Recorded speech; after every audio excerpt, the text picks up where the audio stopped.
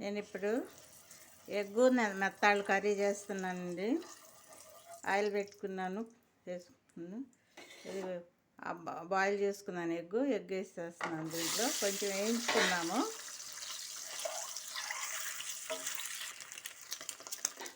మనకి ఎగ్ వేగినవి వేరే ప్లేట్లోకి తీసుకుందాము.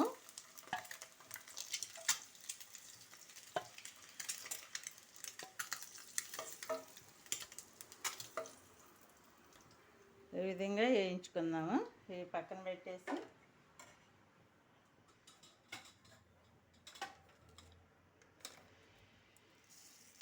ఆవాలు, జీలకర్ర, పోపు వేసేసుకుని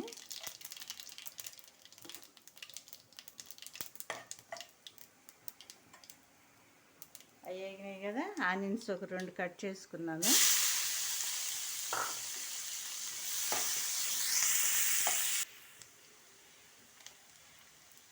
ఆనియన్స్ వేగినాయి. కరివేపాకు వేసుకున్నాను. తర్వాత టమాటా,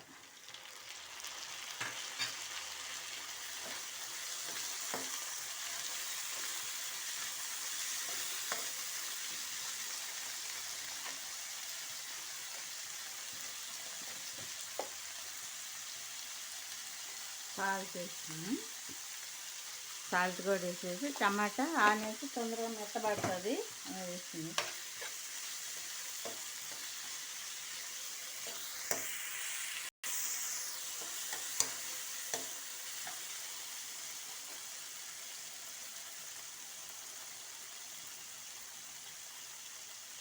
అల్లం వెల్లుల్లి పేస్ట్ వేసుకున్నాను.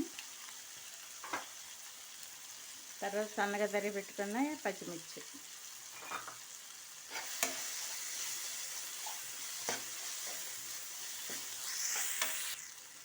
కారం వేసుకుందాము.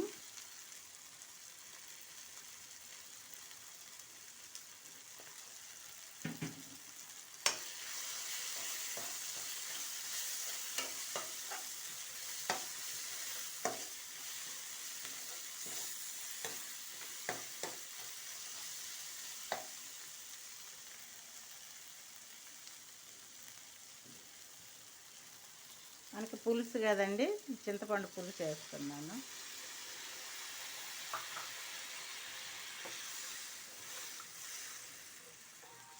ఇవి కొంచెం మగ్గనిద్దాం. మెత్తాళ్ళు నేను వేయించుకున్నానండి. నేను ఒక వీడియో చేశాను మెత్తాళ్ళు ఎట్లా వేయించుకోవాలనేది. ఆ వీడియో లింక్ ఇస్తాను, చూడండి. ఇవి వేయించుకున్నాను మెత్తాళ్ళు, దీంట్లో వేసేస్తున్నా. వేయించుకుంటే సగం వేగినట్టే, మనకి ఎంత బాగుంటాయి. ఈ పులుసు అంతా ఊడిపోద్దండి. మనం నానబెట్టి చేయకోకుండా వేయించేటప్పుడే పులుసు ఊడిపోతుంది. మెత్తాళ్ళు దీంట్లో వేసేస్తున్నా.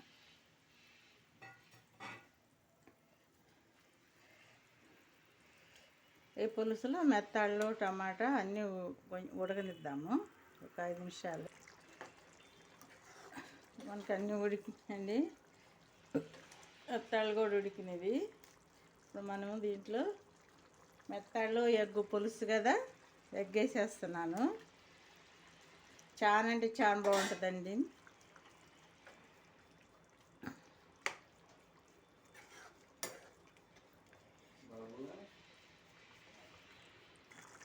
మనకు కర్రీ రెడీ అయిందండి. ఆఫ్ చేసుకుందాము. ఈ విధంగా చూసింది, చాలా అంటే చాలా బాగుంటుంది. కర్రీ రెడీ అయింది. స్టవ్ ఆఫ్ చేసుకుందాము. కొత్తిమీరతో గార్నిష్ చేసుకుంటే ఇంకా బాగుంటుంది. నా దగ్గర కొత్తిమీర లేదు కాబట్టి నేను వేయలేదు. ఈ విధంగా చేసి కొత్తిమీర వేసుకుంటే బాగుంటుంది.